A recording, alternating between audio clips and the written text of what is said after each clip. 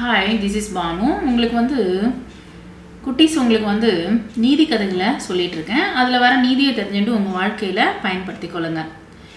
ஒரு சின்ன கதைக்குள்ளே நம்ம போகலாம். ஒத்துமை அப்படின்ற ஒரு கதையை உங்களுக்கு சொல்ல போகிறேன். ஒரு ஊரில் ஒரு 3 ஆடுங்க இருந்துட்டு இருந்தது. அந்த ஆடுங்க பக்கத்தில் ஒரு குட்டை இருக்குது. குட்டை பக்கத்தில் நிறைய புல்லுலாம் இருக்கும். அந்த புல்லுகிட்ட போய் மேய்ஞ்சிட்டு இருக்கும். ஒரு நாள் அந்த ஆடுகள் எல்லாமே மேய்ஞ்சிட்டு இருக்கும்போது ஒரு நரி அங்கேக்கு வந்துச்சான்.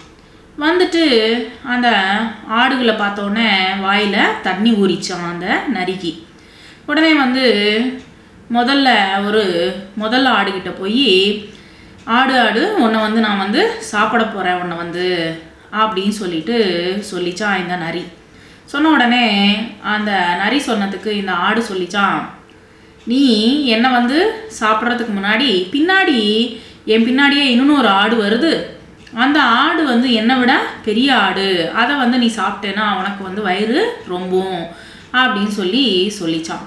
சரின்ட்டு அதை விட்டுட்டு அங்கேருந்து 2வது ஆடுகிட்ட போச்சான் அந்த நரி. போன உடனே அந்த நரி கிட்ட போனோடனே அந்த நரி ஆடுகிட்ட போனோடனே அந்த ஆடு சொல்லிச்சான், என் பின்னாடி இன்னொரு ஆடு வருது. அது என்னை விட பெரிய ஆடு. அதை நீ சாப்பிட்டேன்னா உனக்கு வயிறு ரொம்பிடும் அப்படின்னு சொல்லி அந்த 3வது ஆடுகிட்ட போச்சான். போன உடனே இந்த 3வது ஆடு இந்த நரியை பார்த்து பயப்படவே இல்லையாம். ஏன்னா இந்த நரியை இந்த ஆடு மிரட்டிச்சான். நீ என்ன சாப்பிட போறியா? உன்னை ஒரே இதில் என் கொம்பு பார்த்தியா எவ்வளோ ஷார்ப்பாக இருக்குது.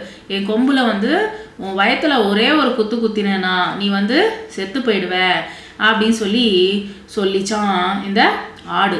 சொன்ன உடனே பின்னாடியிலேருந்து அந்த 2 ஆடும் இந்த நரியை முன்னுக்கு தள்ளிச்சான்.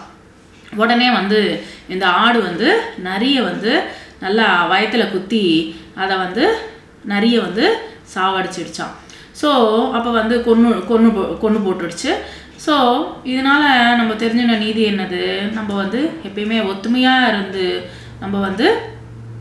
நம்ம உயிரை நம்ம காப்பாற்றிக்கலாம் அப்படின்றது இந்த கதை மூலமாக நமக்கு தெரிய வருது.